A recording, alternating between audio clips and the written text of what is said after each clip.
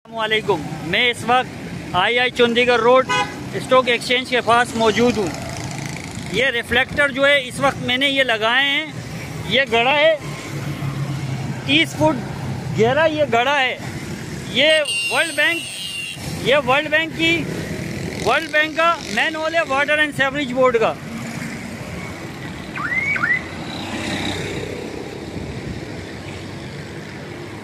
ये देखिए आप,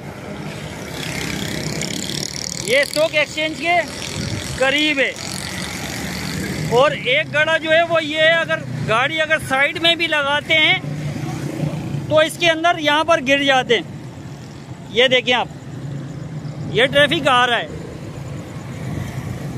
और ये रिफ्लेक्टर इस वक्त लगाए में लगाते हुए मुझे मोटरसाइकिल वाले ने यहाँ पे टक्कर मारी, मैं गिर गया, मुझे अल्लाह ने बचाया है। ये देखें आप, ये स्टॉक एक्सचेंज के सामने है, ये टावर है, ये टावर की बिल्डिंग है। यहाँ से एसएसपी साहब भी गुजरते हैं,